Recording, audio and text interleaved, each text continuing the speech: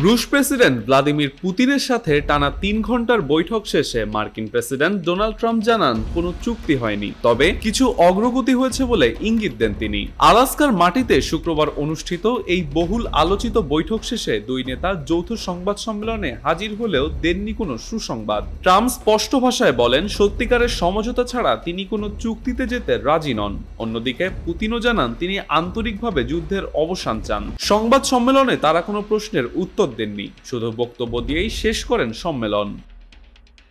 বৈঠকের আগেই অ্যাঙ্করেজ বিমানবন্দরে দুই প্রেসিডেন্টের উষ্ণ অভ্যর্থনা, করমর্দন এবং একই সঙ্গে ট্রাম্পের লিমোজিনে যাত্রা সবকিছু ঘিরেই কূটনৈতিক নাটকের আবহ তৈরি হয়। কিন্তু শেষ পর্যন্ত চুক্তি না হয় স্বস্তিতে ফেরে কিয়েভ, কারণ যে কোনো ধরনের ঘোষণাই ইউক্রেনকে ভূখণ্ড হারানোর ঝুঁকিতে ফেলতে পারত।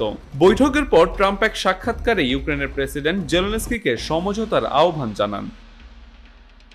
তবে দুই নেতার বক্তব্যে উঠে আসে ভিন্ন ভিন্ন বার্তা।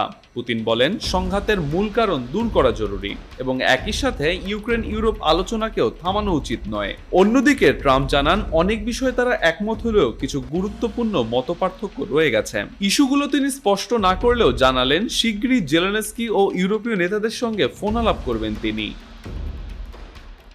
এই বৈঠককে ট্রাম্প আখ্যা দেন সম্ভাব্য শান্তি প্রচেষ্টার সূচনা বিন্দু হিসাবে। তিনি দাবি করেন তিনি ক্ষমতায় থাকলে এই যুদ্ধই হতো না। এমন মন্তব্যের সাথে একমত হন পুতিন। বৈঠকের শেষে ট্রাম্প বলেন তিনি আবারও পুতিনের সঙ্গে দেখা করতে চান। জবাবে রুশ প্রেসিডেন্ট প্রস্তাব দেন পরের বার দেখা হবে মস্কোতে।